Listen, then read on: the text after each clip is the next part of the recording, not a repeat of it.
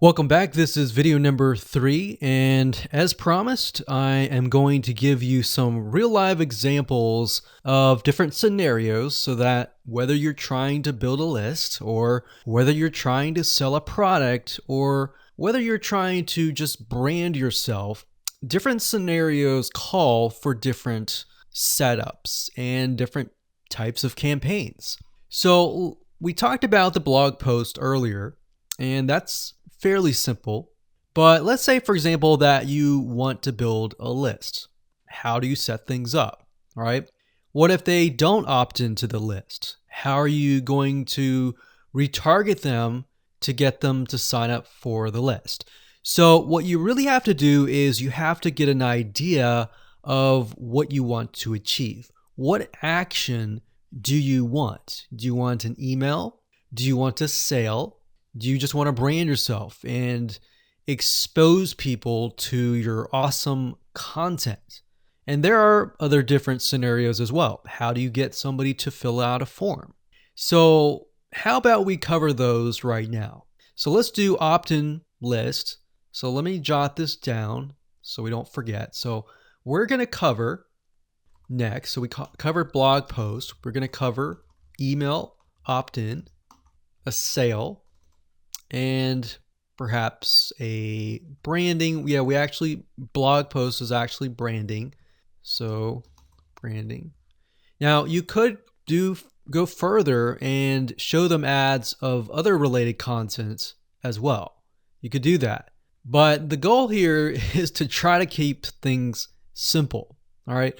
We don't want to get too complex because, believe it or not, Facebook ads can get very, very complex. Funnels can grow and be extensive as possible, but let's keep the things simple. So we got a sale. Well, let's do perhaps a form. So you have to think, what is the intention or the goal? So the goal with an email opt-in is to get an email address. The goal of a sale is to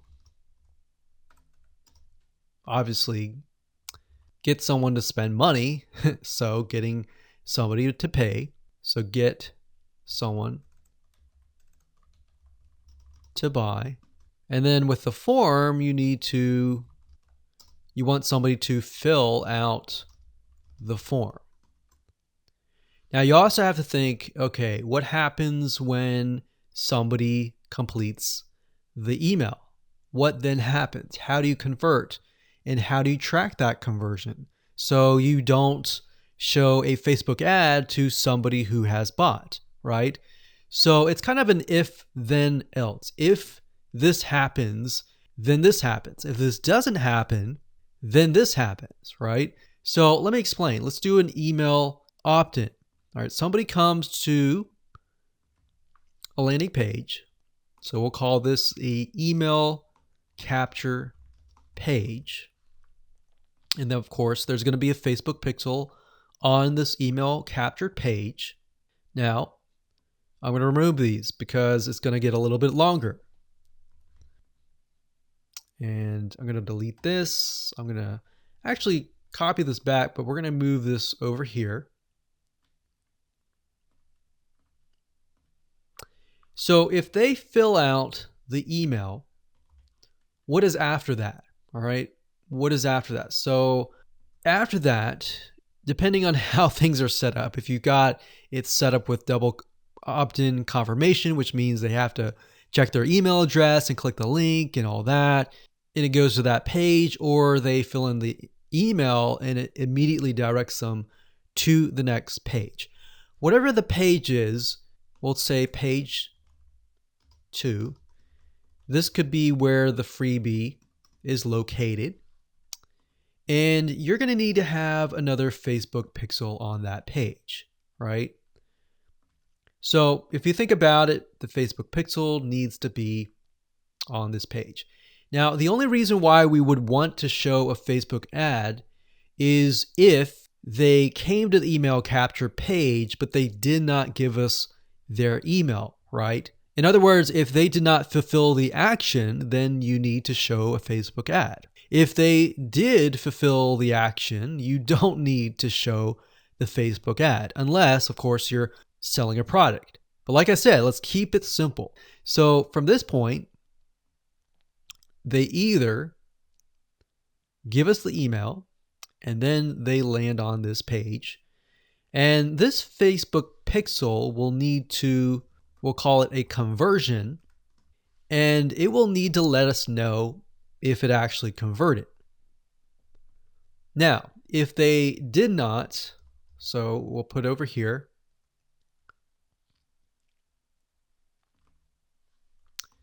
did not give email. So this is if they gave us the email. If they did not give us the email, and that's why I put an arrow here. So these are scenario 1. So we could actually name this. Let's name this scenario 1.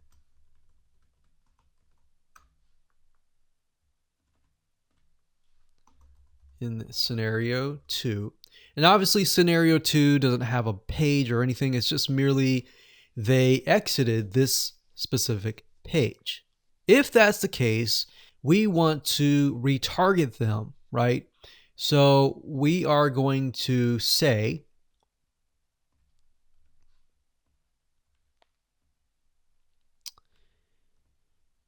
if they did not give us the email, then we're going to put them into a custom audience.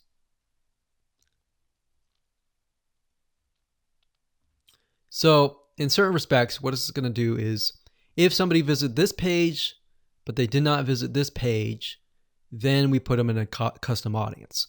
If they visited this page and this page, then we do not retarget them. Now, it's going to be a little bit more easier to understand when I visually show it to you. But I just want to give you a bird's eye view here. So at this point, they did not give us the email, so therefore we add them to custom audience, and then we show them a Facebook ad. Now, we could add those who signed up into another custom audience as well. So let's say we want to build a list, and then we want to retarget them with a lot of great content or a product, for example, that we sell within the email. So different scenarios will require different setups. So that's one setup. That's an email setup. So not only are you setting things up for if they fill out the email, but if they do not fill out the email.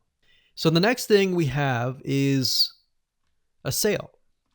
So you'll notice that it's actually very similar.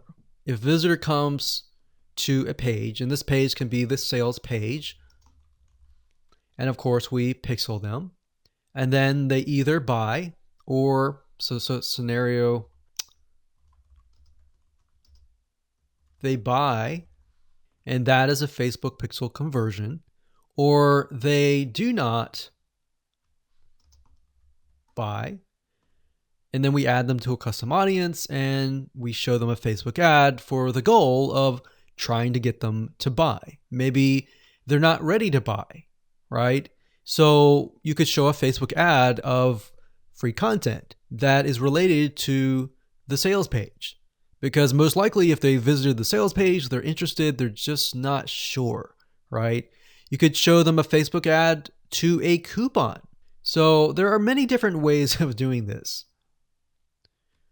So now you can kind of get an idea. It's very, very similar from the email to the sale. Any type of conversion is very, very similar. So now we have a form.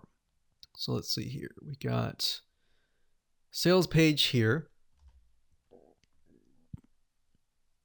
And let's do a form.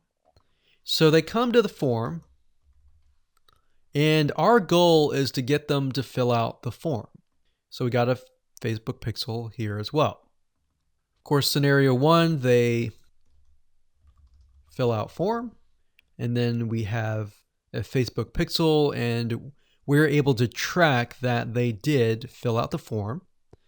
And scenario 2, they did not fill out form. So we want to retarget them with either really good content or something that speaks directly to them to try to get them to come back and fill out the form.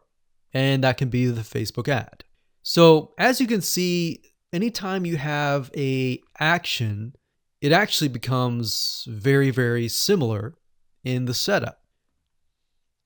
So now that you have a better idea of the different real life scenarios and examples, let's move on to the next video and talk about the Facebook Pixel, what it is, why it's important, and where to get it.